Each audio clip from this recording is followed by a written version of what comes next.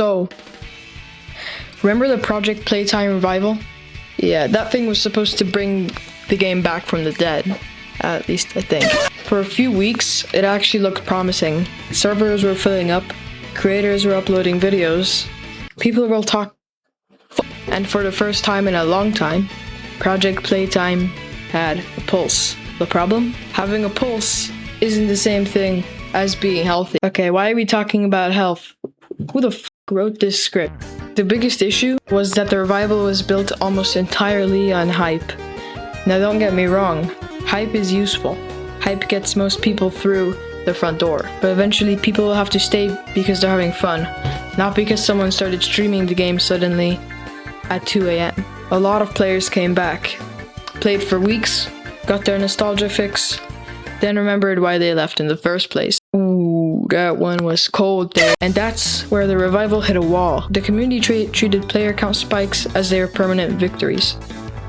You'd see people celebrating because a few thousand players are online, which is cool.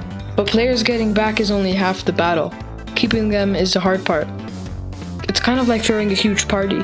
Sure, 100 people show up, but if 90 of them leave after 20 minutes because the only food available is stale crackers, you got a different problem. Another issue was creator burnout. A handful of creators were carrying a massive amount of the revival's momentum. They were making videos, organizing events, hosting games, advertising the revival, and generally doing the entire work of a marketing department for free.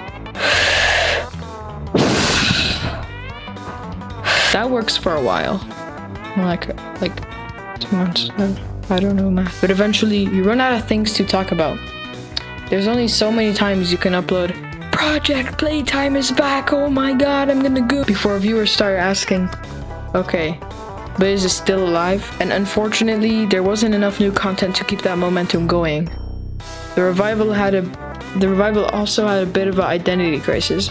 Some people wanted phase 2, like everyone, including me, because phase 3 is just so ass, like why would you ever play that? And some wanted phase 3. Some wanted old balancing, some wanted new balancing.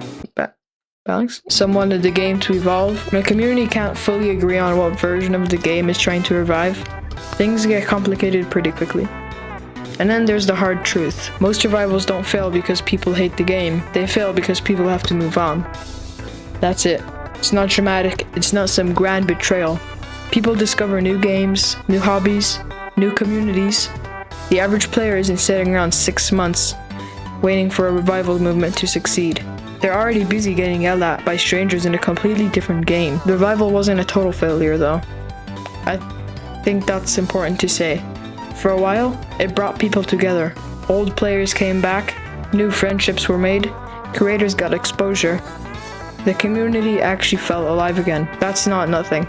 In fact, that's probably the biggest success the revival had. It reminded everyone why they cared about Project Playtime in the first place. The problem is that nostalgia is fuel, not an engine. Eventually, you need something more. And when the excitement started fading, there wasn't enough underneath it to keep the numbers where the people wanted them.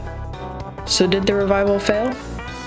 If your goal was to permanently restore Project Playtime to its former popularity, then yeah, it failed. But if your goal was trying to bring the community together one more time and prove people still cared, then I'd say it actually succeeded. Just not in the way everyone expected.